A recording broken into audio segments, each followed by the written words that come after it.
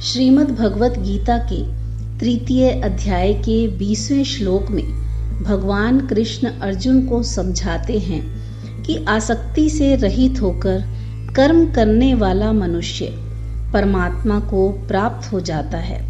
उसी बात को पुष्ट करने के लिए जनक आदि का प्रमाण देकर पुनः अर्जुन के लिए कर्म करना उचित बतलाते हैं। भगवान कहते हैं, जनक जैसे राजाओं ने केवल नियत कर्मों को करने से ही सिद्धि प्राप्त की। अतः सामान्य जनों को शिक्षित करने की दृष्टि से हे अर्जुन, तुम्हें कर्म करना चाहिए। जनक जैसे राजा स्वरूप सिद्ध व्यक्ति थे, अतः वे वेदानुमोदित कर्म करने के लिए बाध्य न थे।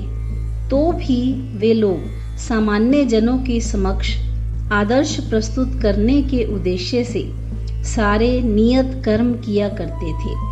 जनक सीता जी के पिता तथा राम जी के श्वशुर थे। भगवान के महान भक्त होने के कारण उनकी स्थिति दिव्य थी, चूंकि वह मिथिला के राजा थे जो एक कर्तव्य परायण राजा थे। भगवान कृष्ण तथा उनके सखा अर्जुन को कुरुक्षेत्र के युद्ध में लड़ने की आवश्यकता नहीं थी, लेकिन उन्होंने जनता को यह सिखाने के लिए युद्ध किया कि जब सत्परामर्श असफल हो जाते हैं तो ऐसी स्थिति में हिंसा आवश्यक हो जाती है।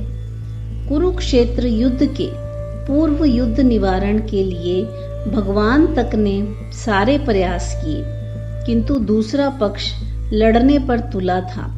अतः ऐसे संदर्भ के लिए युद्ध करना आवश्यक है। कृष्ण भावना भावित व्यक्ति को संसार में कोई रुचि नहीं हो सकती, तो भी वह जनता को यह सिखाने के लिए कि किस तरह रहना और कार्य करना चाहिए कर्म करता रहता है। कृष्ण भावनामृत में अनुभवी व्यक्ति इस प्रकार कार्य करता है कि अन्य लोग उसका अनुसरण कर सके। जय श्री कृष्ण।